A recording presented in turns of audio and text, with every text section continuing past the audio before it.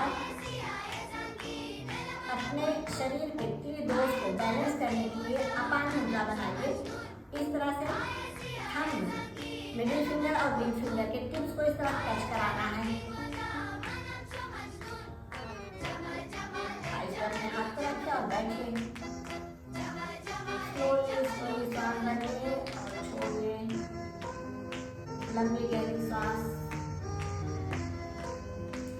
ये हमारे वात, पित्त, कफ को बैलेंस में रखता है।